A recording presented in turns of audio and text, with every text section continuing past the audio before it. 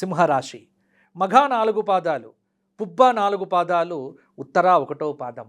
సింహరాశి వారికి ఆదాయం 5, వ్యయం 5, రాజయోగం 7, అవమానం 3. ఈ సంవత్సరం సింహరాశి వారికి అష్టమ శనితో పాటు గురువు అద్భుతంగా ఏకాదశంలో ఫలితం ఇస్తూ ఉన్నాడు. ఆ తరువాత విశేషించి గురువు 3 రాశుల్లో సంచారం చేయటం వల్ల కొంత గురుబలం అనేటువంటిది ఒకసారి ఎక్కువ ఒకసారి తక్కువ ఉన్నప్పటికీ కూడా సింహరాశి వారికి ఈ సంవత్సరము మంచి ఫలితములు అత్యధికంగా కూడా కలుగుతాయి. అవసరాలను దృష్టిలో పెట్టుకొని డబ్బులు ఖర్చులు పెట్టండి. స్థిరాస్తులు కొనుగోలు చేసే ప్రయత్నం చేయకండి.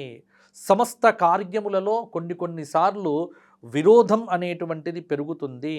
రుణముల విషయంలో మోసపోకండి. నూతన ఉద్యోగ వ్యాపార విషయాలు కూడా సానుకూలంగానే ఉంటాయి అని చెప్పవచ్చు.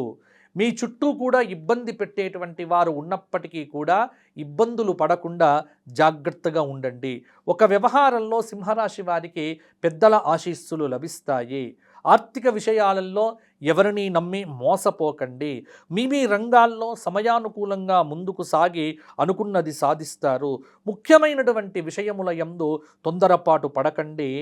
ఒక వార్త అనేటువంటిది ఈ సంవత్సరం సింహరాశి వారిని ఇబ్బంది పెట్టవచ్చు. మొత్తానికి సింహరాశి వారు ఈ సంవత్సరము విశేషమైనటువంటి ఫలితములను, కొన్నిసార్లు మధ్యమ ఫలితములను కూడా సాధించగలుగుతారు. గురువు ఏకాదశంలో ఉన్నప్పుడు అనేక రకాలైనటువంటి లాభాలు కలుగుతాయి. గురువు 12వ స్థానంలో సంచారం చేస్తున్నప్పుడు కొంత భయము, భీతి, ఇవన్నీ కూడా కలుగుతాయి.